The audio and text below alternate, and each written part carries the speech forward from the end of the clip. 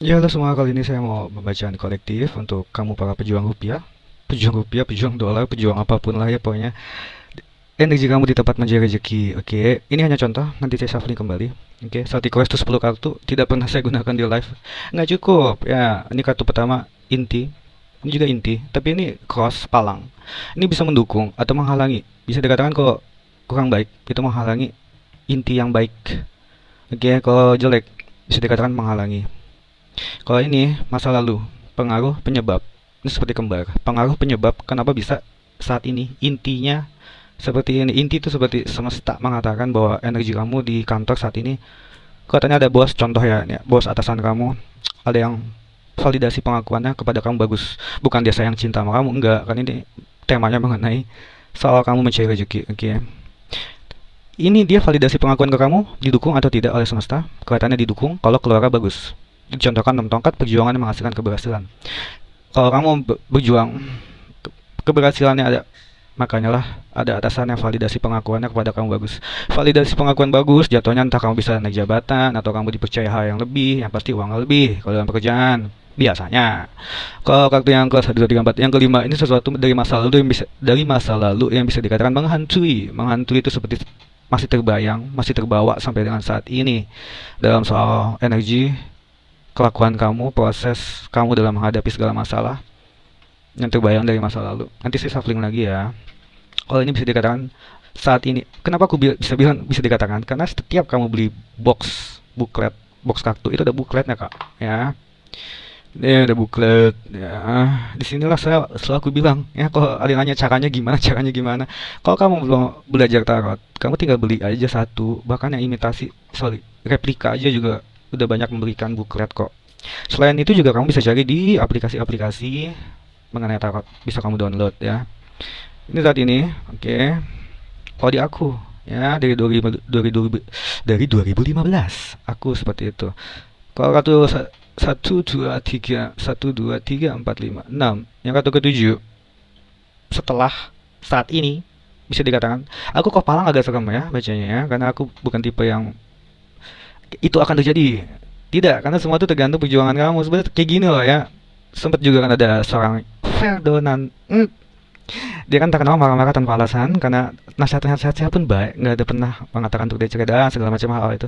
Maksud dia bertanggung jawabkan apa? Gini deh analoginya, kalian sekolah SD 6 tahun, SMP 3 tahun, SMA 3 tahun, bahkan kalau kalian kuliah sampai S3 itu udah berapa tahun, kedokteran 7 tahun, apakah itu bisa menjamin kemakmuran kalian? Ada yang udah S3 tetap aja ya kondisi ekonominya gitu-gitu aja. Ada yang udah S2 sampai dengan saat ini belum dapat pekerjaan. Apakah pelajaran kamu di tempat kamu menimba ilmu itu bisa menjamin kalau kamu tuh akan berhasil? Ya tidak, semua itu kembali ke kamu. Tarot juga seperti itu. Ini seperti gambaran perjalanan kamu yang kalau kamu jalankan dengan baik, ya, makanya didengarkan nasihat yang baik, didengarkan yang jelek dibuang. Aku sih mencoba selalu tidak pernah mengatakan untuk nasihat yang jelek seperti itu. Jadi ambil yang baik, buang buruknya. Kalau pernah ada yang jelek seperti demun, tujuh pedang nggak selalu ya. Demun untuk ketakutan, kecemasan. Pokoknya sesuatu kartu yang bisa dikatakan kurang baik ya. Itu sebenarnya aku selalu bisa diubah ya. Tapi memang kalau maju karena walau alam bagi aku agak sulit. Tapi bisa ya.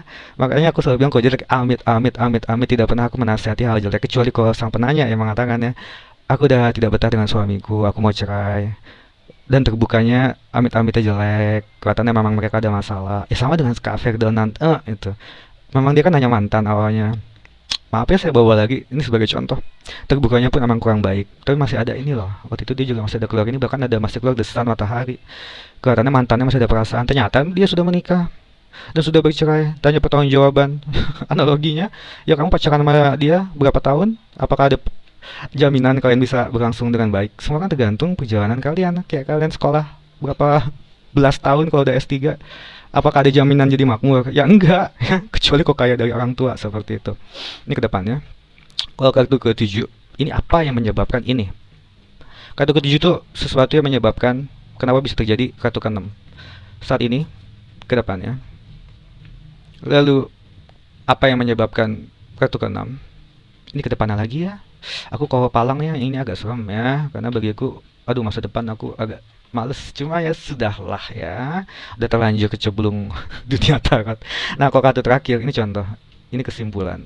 Oke, kita mulai aja. Sekarang energi kamu di tempat dimana kamu mencari rezeki. Tadinya kamu bilang pejuang rupiah, tapi kalau yang di private dia aku banyak mereka kerja di luar negeri ya. Asisten rumah tangga, kerja di panti jompo, kerja di pabrik. Itu kamu jangan remehkan loh, itu mereka pejuang devisa ya. Kalau dirupiahin gajinya 20-an juta.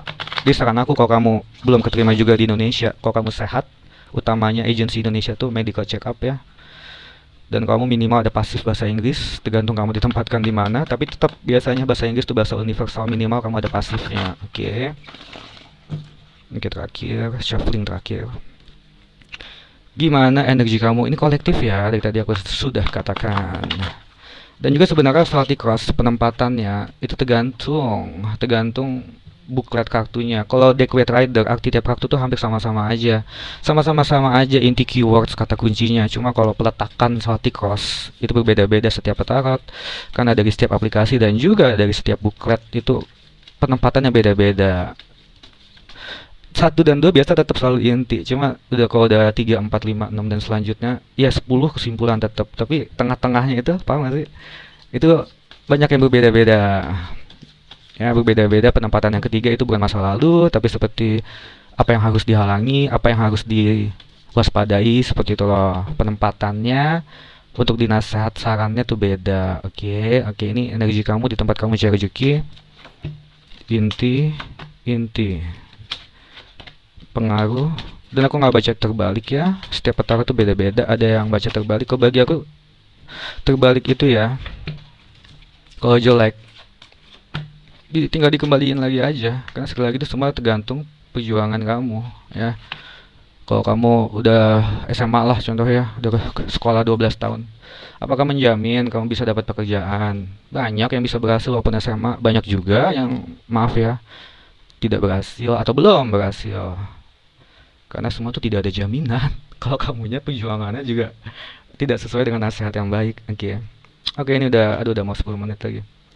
Energi kamu di tempat kamu menjaga rezeki, ini kartu intinya ya. Intinya saat ini ya, kamu katanya banyak overthinking dan kecemasan di tempat dimana kamu mencari rezeki.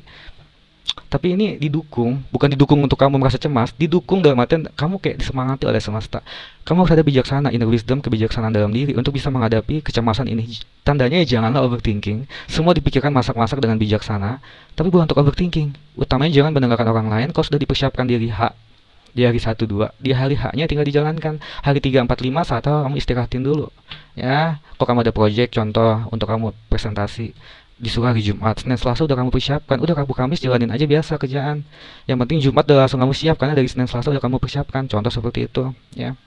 Ini masa lalu kamu, kenapa kamu merasa seperti ini, cemas, tapi disarankan untuk kamu lebih bijaksana aja, jangan terlalu overthinking. Karena katanya masa lalu kamu tuh, kamu mengharapkan suatu momentum mah dalam pekerjaan, semua tuh berjalan mulus. Kamu merasa sudah kamu gairah hasrat bekerja tuh udah kamu benar-benar merasa udah kamu siap banget. Tapi kok aku overthinking aja cemas. Biasanya overthinking cemas karena kamu selalu merasa ingin yang terbaik terjadi dalam diri kamu. Tanya tuh lumrah. Sudah kamu persiapkan di masa lalu pengaruh penyebab. Tapi karena kamu terlalu persiapkan yang ada kamu overthinking. Jatuhnya disarankan semesta didukung kamu ya. Janganlah overthinking, jangan cemas. Sebaiknya sih pertimbangkan dengan bijaksana, bukan untuk kamu terlalu cemas. Oke, sampai sini ya. Ini 10 menit nggak cukup, aku lanjut ke yang kedua.